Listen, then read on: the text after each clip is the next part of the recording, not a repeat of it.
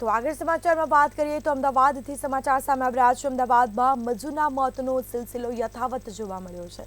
તો સમાચાર અમદાવાદથી પ્રાપ્ત થયા। મજૂરના મોતનો સિલસિલો યથાવત। નિકોલ બાદ સાયન્સ સિટીમાં પણ મોત થયું છે। તો સાયન્સ સિટીમાં બાંધકામ સમયે મહિલા મોતને ભેટી।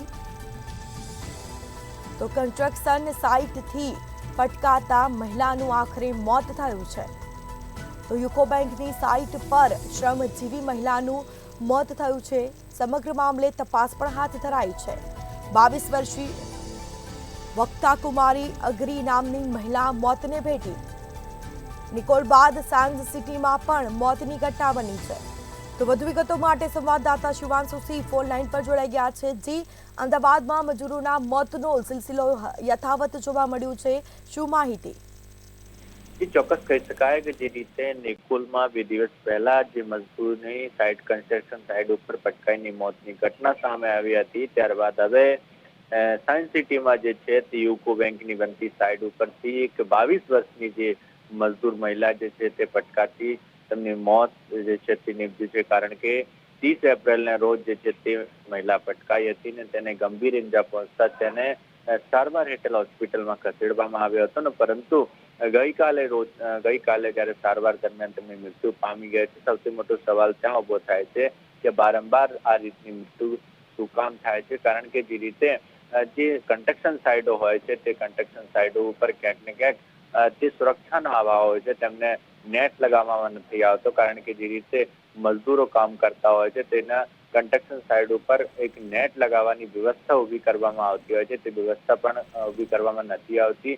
ત્યારે અવારનવાર જે રીતે તે મજદૂરોની મોત થતી હોય છે। સાથે કહી શકાય કે ભક્તા કુમારી અંગારી જે બેન જે છે તે તેમની હાલ મોત નથી થઈ, પરંતુ આ મામલે જે છે પોલીસે કઈ પ્રકારને જે છે ગુનો નોંધ્યો છે કે કેમ નહીં તેની હાલ તપાસ ચાલુ છે। કારણ કે મંતવ્ય ન્યૂઝની જે અહેવાલ જે છે કે મજદૂરોને ન્યાય મળવો જોઈએ તે જ રીતે હવે મંતવ્ય ન્યૂઝ આ પણ જે છે જે મહિલા પટકાઈ છે તેમને ન્યાય મળવા માટે જે છે તે સંપૂર્ણ લડત જે છે તે તેમને ન્યાય અપાવશે અને સાથે કહી શકાય વારંવારની જે ઘટના બનતી હોય છે તેને અટકાવવા માટે પણ મંતવ્ય ન્યૂઝનો જે છે તે પ્રયાસ ચાલી રહ્યો છે।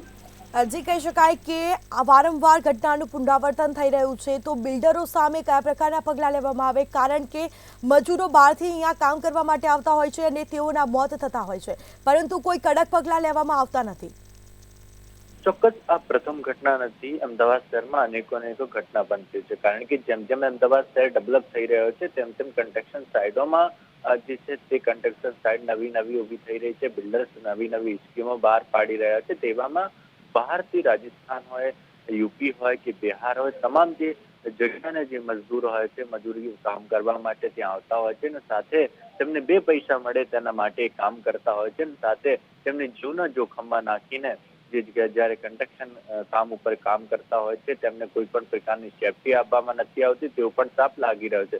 કારણ કે જે રીતે મોત થઈ રહી છે તેના ઉપરથી તેમને ના તો કોઈ પણ પ્રકારની સેફટી આપવામાં આવે છે, ના તો કારણ કે જ્યારે કન્સ્ટ્રક્શન સાઇટ બનતી હોય છે તેમને તે જે મજદૂરોને સેફટી આપવામાં આવવી જોઈએ, સાથે નેટ પણ લગાવવામાં આવવું જોઈએ। પરંતુ જ્યારે ઘટના ઘટે ત્યારે એ જે બિલ્ડરો હોય તે પણ જાગતા હોય છે, તે કન્સ્ટ્રક્શન સાઇટના એન્જિનિયર જાગતા હોય છે।